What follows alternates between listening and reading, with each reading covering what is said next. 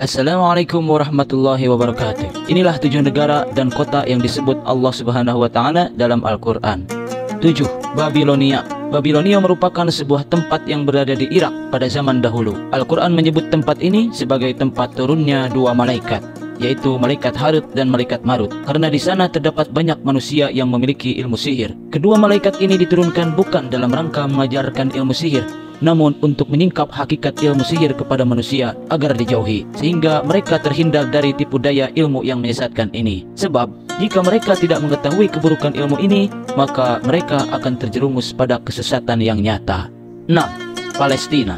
Pada zaman dahulu, Palestina termasuk negara Syam yang mencakup Palestina, Suriah, Lebanon, dan Yordania. Dalam Al-Quran, negara ini tidak disebutkan secara tegas, namun dengan menggunakan 2 nama, yakni Masjidil Aqsa dan Al-Ard Al-Muqaddasah.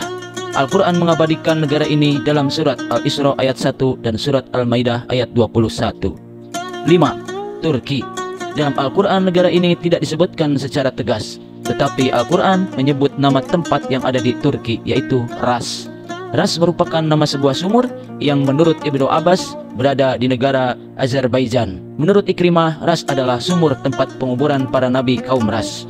Menurut Sayyid Tantawi, sumur ini berada di Turki, tepatnya di Antakya. Nama tempat ini disebutkan 2 kali dalam Al-Quran. Keduanya selalu bersamaan dengan penyebutan Ad dan Thamud. 4. Yaman atau Al-Ahqaf. Sebagaimana Palestina, Yaman juga tidak disebutkan secara tegas.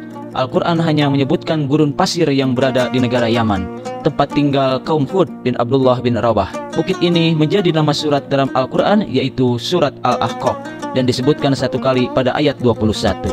3. Misr, yaitu negara Mesir. Mesir merupakan sebuah negara yang terdapat di Afrika. Dalam Al-Quran, kata Misr disebutkan 5 kali, yaitu dalam surat Al-Baqarah ayat 61, surat Yunus ayat 87, surat Yusuf ayat 21 dan 99, dan Al-Zukhruf ayat 51.